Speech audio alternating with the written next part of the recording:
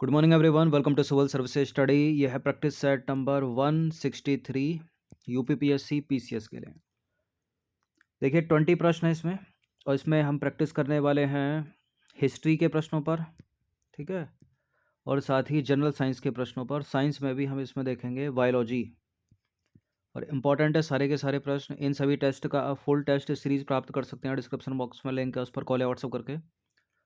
बाकी प्लेलिस्ट इसकी बना रखी है, वहाँ पर आप टेस्ट नंबर 1 से लेकर 163 आगे जो भी नया टेस्ट आएगा वहाँ तक पहुँच सकते हैं। डिस्क्रिप्शन बॉक्स में लिंक है उसका। तो पहला प्रश्न है, कुछ समय मिलेगा, अपना भी सोच के रखिएगा कि आंसर क्या हो सकता है। निम्नलिखित में से किसकी शुरुआत दांडी मार्च से हुई थी? होम रूल आंदोलन, सविनय अवज्ञा आंदोलन, असहयोग आंदोलन या भारत छोड़ो आंदोलन? यानी home rule movement, civil disobedient movement, non corporation movement और क्विट इंडिया मूवमेंट। इनमें से किस आंदोलन की शुरुआत दांडी मार्च से हुई थी? इसका उत्तर है 1930 का सविनय अवज्ञा आंदोलन, ठीक है, ऑप्शन नंबर बी। तो दांडी मार्च, जिसे नमक सत्याग्रह यानी सॉल्ट मार्च और दांडी सत्याग्रह के नाम से भी जाना जाता है, महात्मा गांधी के नेतृत्व में किया गया था, और यह एक अहिंसक सविनय अवज्ञा आंदोलन था। इस आंदोलन को 12 मार्च 1930 से 6 अप्रैल 1930 तक नमक पर ब्रिटिश एकाधिकार के खिलाफ कर प्रतिरोध और अहिंसक विरोध के प्रत्यक्ष कार्यवाही अभियान के रूप में चलाया गया, ठीक है। तो एग्जैक्ट डेट के साथ याद रखिएगा ये दोनों। क्वेश्चन नंबर 2 पर आ जाइए। निम्नलिखित में से किसने सती प्रथा का विस्तृत विवरण दिया है? Peter Mundy, Ibn Battuta, Marco Polo, Francois Bernier. प्रश्न इंपॉर्टेंट है ये। बर्नियर का कहना है कि उस समय कुछ स्त्रियां जो हैं वो तो स्वेच्छा से सती हो जाती थी, लेकिन अधिकांश को जो है विवश किया जाता था। तो इसको याद करना है। इसका उत्तर है Francois Bernier, option number C, ठीक है। देखिए बर्न, बर्न का मतलब होता है जलता हुआ, ठीक है। तो बर्न मतलब जलना, इसलिए इसको रिलेट थोड़ा करिए बर्नियर से, ताकि याद रहे फ्यूचर में, ठीक है। सती प्रथा का विस्तृत विवरण किसने दिया है? Francois Bernier. तो ए है इसका आंसर। देखिए नंबर है, इस पर कॉल या व्हाट्सअप करके आप पेड टेलीग्राम ग्रुप से जोड़ सकते हैं फुल टेस्ट सीरीज के लिए। तो फ्रैंकोइस बर्नियर ने अपने यात्रा वृत्तांत में मध्यकालीन भारत में प्रचलित सती प्रथा का विस्तृत विवरण दिया है। उन्होंने कहा है कि जहां कुछ महिलाएं खुशी से स्वेच्छापूर्वक सती होती थी, वहीं अधिकांश को सती होने के लिए मजबूर किया जाता था, ठीक है। क्वेश्चन नंबर 3 पर आ जाइए। किस अधिनियम के अंतर्गत ईस्ट इंडिया कंपनी के नियंत्रण बोर्ड और निदेशक मंडल को समाप्त कर दिया गया? ये प्रश्न इंपॉर्टेंट है, पहले भी सीरीज में कराया मैंने। नियंत्रण बोर्ड और निदेशक मंडल लाए कब गए थे, कहाँ लाए गए थे? 1784 के पिट्स इंडिया एक्ट में लाए गए थे, और इनको समाप्त किया गया था 1858 के भारत सरकार अधिनियम के द्वारा, डी। तो भारत सरकार अधिनियम 1858 द्वारा नियंत्रण बोर्ड और निदेशक मंडल को समाप्त कर भारत में दोहरी शासन प्रणाली को समाप्त किया गया, और इस अधिनियम को an act for the better government of India शीर्षक दिया गया, और इसे 2 अगस्त 1858 को पारित किया गया। और भारत में कंपनी के शासन को ब्रिटिश राजशाही में निहित किया गया, और भारत को ब्रिटेन की महारानी के नाम पर भारत के राज सचिव द्वारा शासित किया जाना निश्चित किया गया। डेट याद रखिएगा, 2 अगस्त 1858 को पारित किया गया। क्वेश्चन नंबर 4 पर आ जाइए। भारतीय राष्ट्रीय कांग्रेस का वर्ष 1929 का अधिवेशन स्वतंत्रता आंदोलन के इतिहास में महत्वपूर्ण है क्योंकि? प्रश्न इंपॉर्टेंट है, यह भी कई बार पूछा एग्जाम में। क्योंकि क्या हुआ था? क्योंकि पूर्ण स्वराज्य की प्राप्ति को कांग्रेस के लक्ष्य के रूप में अपनाया गया था। यह 1929 का लाहौर अधिवेशन की बात हो रही है यहाँ पे।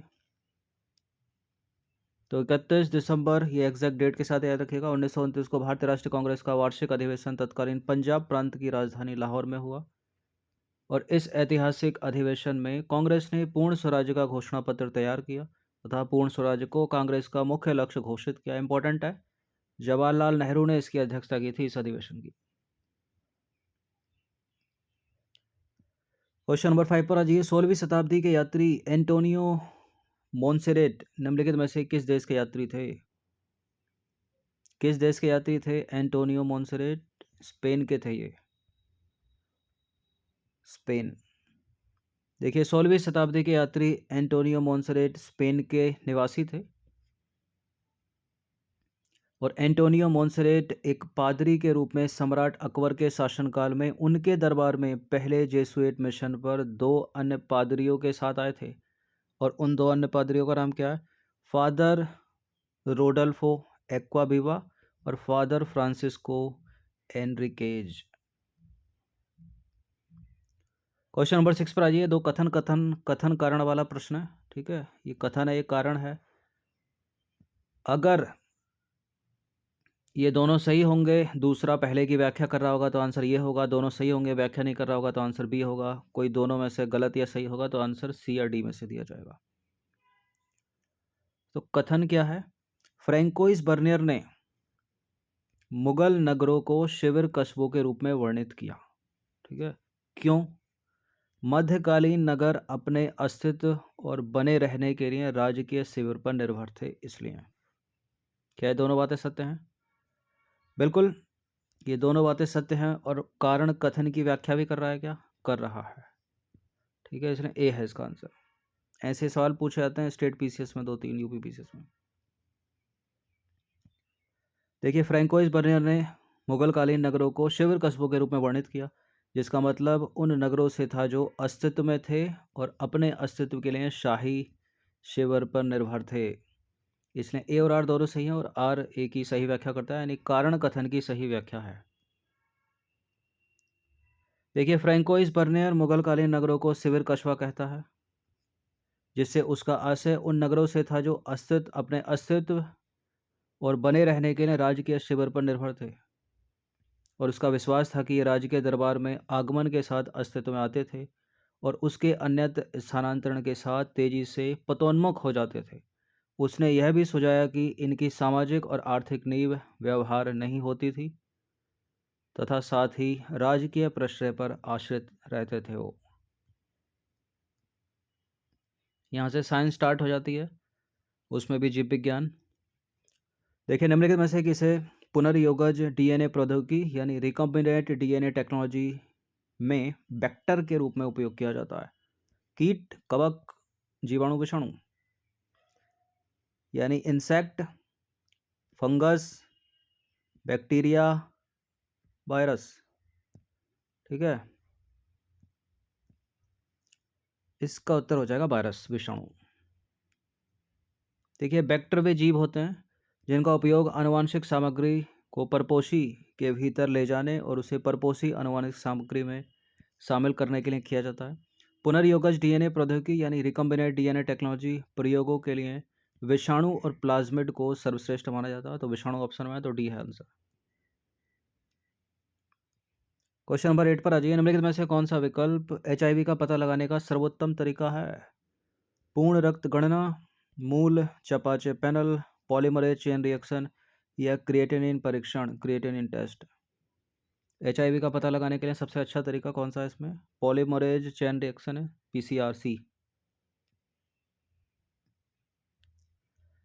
देखिए रोगजनक की उपस्थिति यानी जीवाणु और विषाणु आदि की उपस्थिति का सामान्यतः तब पता चलता है जब उसके द्वारा उत्पन्न रोग के लक्षण दिखाई देने लगते हैं, ठीक है। उस समय तक जो है रोगजनक की संख्या शरीर में पहले से काफ़ी बढ़ चुकी होती है। रोगजनक यानी जीवाणु की या विषाणु की। जब बहुत कम संख्या में जीवाणु या विषाणु हों तब उनकी पहचान पॉलीमरेज चेन रिएक्शन यानी पीसीआर के द्वारा उनके न्यूक्लिक अम्ल और प्रवर्धन यानी एम्प्लीफिकेशन के आधार पर कर सकते हैं, ठीक है। संदेहात्मक एड्स रोगियों में एचआईवी की पहचान हेतु वर्तमान में सामान्यतः पॉलीमरेज चेन रिएक्शन यानी पीसीआर का उपयोग किया जा रहा है, तो सी करेक्ट है। ये इंपॉर्टेंट प्रश्न है। इंसुलिन से सवाल बनते ही बनते हैं एग्जाम में। इंसुलिन की 2 शाखाएं, 2 श्रृंखलाएं, श्रृंखला ए और श्रृंखला बी निम्नलिखित में से किसके द्वारा आपस में जुड़ी होती है? Phosphate bond, nitrogen bond, sulphide bond या हाइड्रोजन बॉन्ड? देखिए वो डीएनए में जो जुड़े होते हैं वो तो हाइड्रोजन बॉन्ड होते हैं, लेकिन यहाँ उत्तर क्या है? इंसुलिन कि दो श्रृंखलाएं ए और बी आपस में जुड़ी होती हैं सल्फाइड बॉन्ड के द्वारा? डी है इसका आंसर। सब्सक्राइब रखिएगा सिविल सर्विस स्टडी चैनल को, टेस्ट को आप लाइक कर सकते हैं।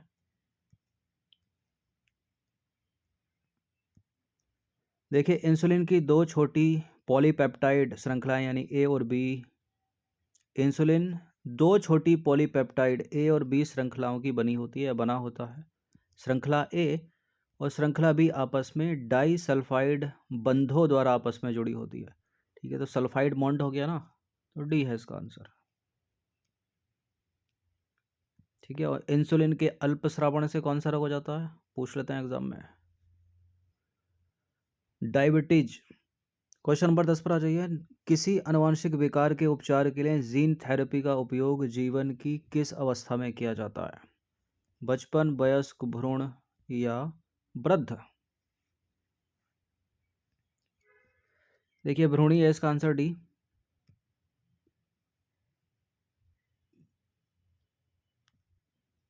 देखिए जीन थेरेपी में उन विधियों का सहयोग लेते हैं जिनके द्वारा किसी बच्चे या भ्रूण में चिन्हित किए गए जीन दोषों का सुधार किया जाता है। उसमें रोग के उपचार हेतु जीनों को व्यक्ति की कोशिकाओं या ऊतकों में प्रवेश कराया जाता है।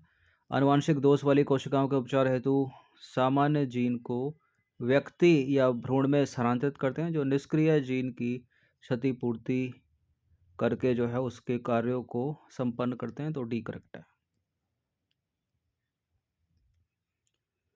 क्वेश्चन नंबर 11 पर आ जाइए। निम्नलिखित में से कौन सा या से विटामिन ए के स्रोत हैं? मछली का तेल, लाल ताड़ का तेल, ब्रूट पाम तेल, गाजर? विटामिन ए का स्रोत गाजर है, तो क्या केवल 4 करेक्ट कर दें? मछली का तेल भी तो है, एक और 4 कर दें। लाल ताड़ का तेल ये भी है, ब्रूट पाम तेल ये भी है। इस तरह के प्रश्न एग्जाम में मिलते हैं तो अधिकतर सारे ही सही हो जाते हैं। ठीक है, डी है इसका आंसर। तो मछली का तेल विटामिन ए का अच्छा स्रोत है। विटामिन ए के पौधे स्रोत की बात करें तो आम, पपीता, गाजर, शकरकंद, मक्का। ठीक है, मक्का जो है सफ़ेद किस्म का नहीं होना चाहिए लेकिन। और विटामिन ए के अन्य स्रोतों की बात करें तो लाल ताड़ का तेल, ब्रूट पाम तेल। और विटामिन ए की कमी से जो रोग हो जाता है एग्जाम का फेवरेट, वो है रतौंधी। ठीक है, इंग्लिश में बोलते हैं इसको नाइट ब्लाइंडनेस। क्वेश्चन नंबर 12 पर आ जाइए। हृदय में रक्त की आपूर्ति में कमी से क्या हो सकता है? जी मचलाना, थकावट, आघात, दिल का दौरा? दिल का दौरा हो तो थकावट भी आ जाती है। ठीक है, बॉडी वेट गिर जाता है, सीधे चक्कर। लेकिन जो सही उत्तर है वो क्या होगा? डी होगा, दिल का दौरा। ठीक है, देखिए रक्त और ऑक्सीजन की कमी से दिल का दौरा पड़ सकता है, जो हृदय की मांसपेशियों के एक हिस्से को नुकसान पहुंचाता है। यदि कोरोनरी धमनी जो है पूरी तरह से ब्लॉक हो जाती है तो ऐसा होता है। कवक विज्ञान डैश का अध्ययन है, क्या आएगा यहाँ पर? जीवाश्मों का, प्रोटोजोआ का, कवकों का, छिपकलियों का? कवकों का ही अध्ययन है कवक विज्ञान। देखिए कवक विज्ञान जीव विज्ञान की वह शाखा है जो कवक के अध्ययन से संबंधित है और जिसमें उनके आनुवांशिक और जैव रासायनिक गुण तथा उनके वर्गीकरण शामिल है। ये इंपॉर्टेंट तालिका है, ये शाखा है और ये विवरण। जैसे कि कवक विज्ञान में कवक का अध्ययन, परागाणु विज्ञान में पराग और जीवाणुओं का वैज्ञानिक अध्ययन, अबोर्ध विज्ञान यह चिकित्सा की वह शाखा है जो कैंसर से संबंधित है, जीवाश्मिकी यह प्रौद्योगिकी जीवों के अध्ययन से संबंधित है, फल कृषि विज्ञान, फल कृषि विज्ञान में फूलों का अध्ययन किया जाता है। और क्या क्या है? भूमि विज्ञान, भूमि विज्ञान में भूमि का अध्ययन किया जाता है। वृक्ष विज्ञान, इसमें झाड़ियों का अध्ययन किया जाता है। शैवाल विज्ञान, शैवालों का अध्ययन। ऊतक विज्ञान, ऊतकों का अध्ययन। विषाणु विज्ञान, विषाणुओं का अध्ययन। क्वेश्चन नंबर 14 पर आ जाइए। प्राकृतिक तंतु यानी नेचुरल फाइबर के बारे में गलत कथन की पहचान कीजिए। देखिए ऊन केवल भेड़ से नहीं बल्कि याक से, खरगोश से और अन्य जानवरों से भी प्राप्त की जाती है। कपास के लिए काली मृदा और गर्म जलवायु की आवश्यकता होती है। पटसन तंतु पत्तियों से प्राप्त होता है। रेशम कोकून से प्राप्त होता है। देखिए पहला सही है, कपास के लिए काली मिट्टी, गर्म जलवायु की आवश्यकता, ये भी सही है। रेशम कोकून से प्राप्त होता है, ये भी सही है। पटसन तंतु पत्तियों से नहीं प्राप्त होता, तने से, सी गलत है। तो देखिए पटसन तंतु जो है पटसन के पादप के तने से प्राप्त किया जाता है, ना कि पत्तियों से। और पटसन का उपयोग बैग बनाने में किया जाता है। और पादप को पुष्पन अवस्था में काटा जाता है। काटे गए पादप के तने को कुछ दिनों के लिए जल में डुबोया जाता है और तना, ठीक है, तना सड़ जाता है और तंतु जो है अलग हो जाते हैं। अब आ जाइए क्वेश्चन नंबर 15 पर। स्टेटमेंट वाला सवाल है, निम्नलिखित में से कौन सा कथन सही है? पहला कथन, दूसरा कथन, तीसरा कथन।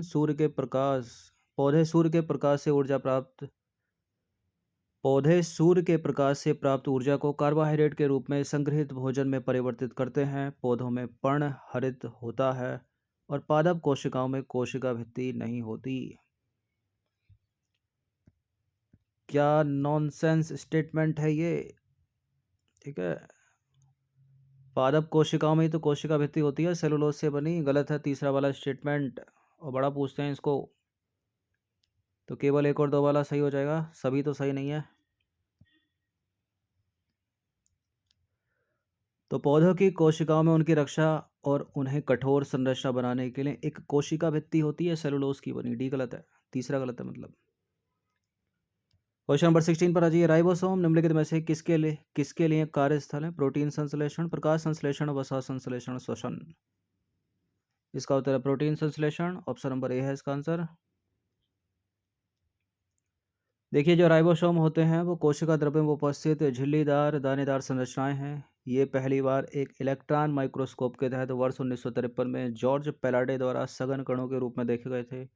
राइबोसोम प्रोटीन संश्लेषण के लिए कार्यस्थल है, इसलिए उन्हें कोशिका का प्रोटीन संश्लेषण भी कहा जाता है। राइबोसोम न्यूक्लिक अम्ल यानी आरएनए और प्रोटीन से बने होते हैं। राइबोसोम दो प्रकार के होते हैं, यूकैरियोटिक राइबोसोम 80S और प्रोकैरियोटिक राइबोसोम 70S। 11th और 12th क्लास में जिनके पास बायोलॉजी होगी उन्होंने पढ़ा होगा। ठीक है, यहाँ तक इंपॉर्टेंट है स्टेट पीसीएस के लिए। ये यहाँ थोड़ा पीएमटी वाला हो जाता है, तो उसको देख लीजिए बस एक बार।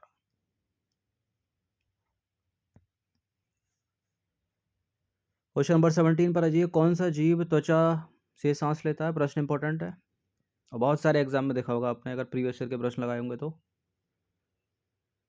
ठीक है, इसका उत्तर किसानों का मित्र है। इसका उत्तर है केचुआ।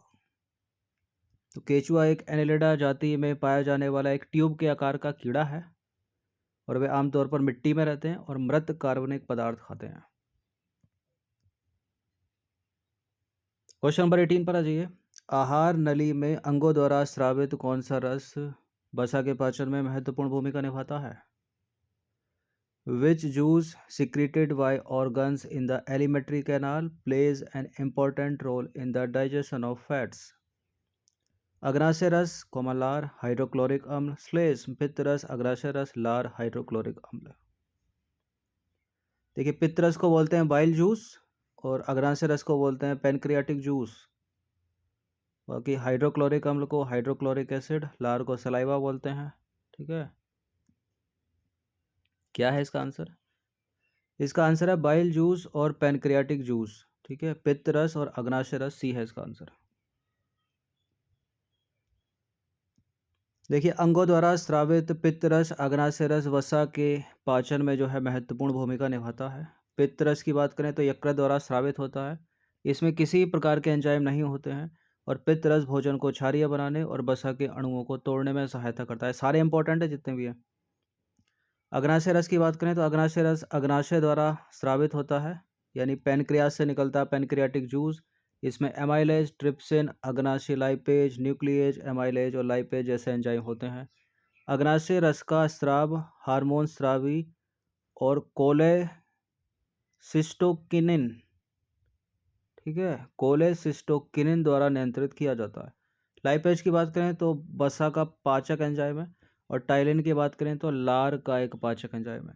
ये सारे के सारे एंजाइम इंपॉर्टेंट रोल निभाते हैं डाइजेशन की प्रोसेस में। हाइड्रोक्लोरिक अम्ल भोजन के पाचन में सहायता करने के लिए मानव आमाशय में स्वाभाविक रूप से उत्पन्न होता है।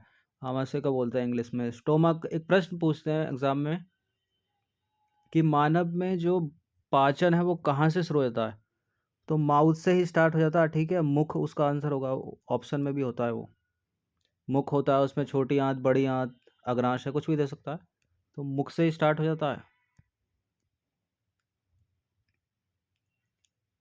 क्वेश्चन नंबर 19 पर अजय निम्नलिखित में से कौन सा एक अंग प्रोकैरियोटिक कोशिका में समानता दिखाता है? केवल माइटोकॉन्ड्रिया, केवल क्लोरोप्लास्ट और माइटोकॉन्ड्रिया दोनों, इनमें से कोई नहीं। देखिए क्लोरोप्लास्ट और माइटोकॉन्ड्रिया दोनों, सी है इसका आंसर। तो माइटोकॉन्ड्रिया और क्लोरोप्लास्ट दोनों एक प्रोकैरियोटिक कोशिका के समान है। ठीक है, प्रोकैरियोटिक कोशिकाएं एकल कोशिका वाले सूक्ष्म जीव हैं जिन्हें पृथ्वी पर सबसे पहले जाना जाता है। प्रोकैरियोट्स में बैक्टीरिया और अर्किया शामिल है। एक प्रोकैरियोटिक कोशिका में एक झिल्ली होती है और इसलिए सभी प्रतिक्रियाएं साइटोप्लाज्म के भीतर होती हैं। वे मुक्त जीवित या परजीवी हो सकते हैं। क्वेश्चन नंबर 20 अंतिम प्रश्न है, निम्नलिखित में से किस जलीय जंतु में गिल्स यानी गलफड़े नहीं होते? Octopus, squid, Clownfish, whale. किसमें गिल्स नहीं होते? गिल्स यानी गलफड़े नहीं होते हैं व्हेल में, क्योंकि ये फेफड़ों से सांस लेती है। तो गलफड़ा यानी गिल्स एक श्वसन अंग है जो अधिकांश जलीय जीवों में पाया जाता है। गलफड़े पानी में घुलित ऑक्सीजन को निकाल सकते हैं और कार्बन डाइऑक्साइड उत्सर्जित कर सकते हैं। ऑक्टोपस, स्क्विड, क्लाउनफिश, टेडपोल, झींगा आदि में गलफड़े गिल्स पाए जा सकते हैं।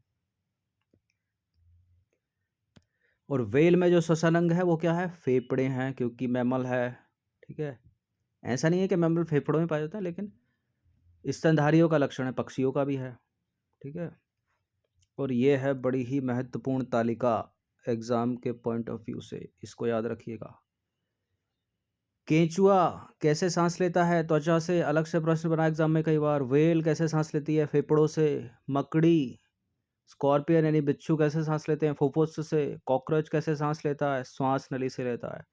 ठीक है, टेडपोल हो गई, मछली हो गई, झींगा हो गई, ये किससे लेते हैं? गलफड़े से लेते हैं, यानी गिल्स से। मेढक, मेढक बड़ा ही विचित्र प्राणी है। मेढक के ऊपर कई बार सवाल बने। मेढक फेफड़ों से भी सांस लेता है, त्वचा से भी सांस लेता है। ठीक है, पानी में होगा तो त्वचा से सांस लेगा। ठीक है, और धरती पर होगा, स्थल में होगा तो फेफड़ों से सांस लेता है और मुख गुहा से सांस लेता है। जो स्तन उभयचर होते हैं, उभयचर यानी एम्फीबियन, जो जल थल दोनों में रहते हैं, वो फेफड़ों से सांस लेते हैं। और जो स्तनधारी होते हैं वो फेफड़ों से सांस लेते हैं। और जो पक्षी होते हैं वो भी फेफड़ों से सांस लेते हैं। तो व्हेल एक मैमल है, वो फेफड़ों से सांस लेता है, याद रखिएगा। तो 20 प्रश्न थे इंपॉर्टेंट, इन सभी की प्रैक्टिस कर लीजिएगा आप 1 से 2 बार। और इनकी पीडीएफ भी प्राप्त कर सकते हो आप। पीडीएफ आपको पेड टेलीग्राम ग्रुप में ही मिलेगी। ठीक है, उसके लिए आपको पेड ग्रुप को ज्वाइन करना पड़ेगा। ये नंबर इस पर कॉल या व्हाट्सअप करके। बाकी प्लेलिस्ट इसकी बना रखी है, स्टार्टिंग के जो टेस्ट हैं उनकी भी रिवीजन करते रहिए। ज़्यादा से ज़्यादा रिवीजन जो है सफलता दिलाएगा। धन्यवाद।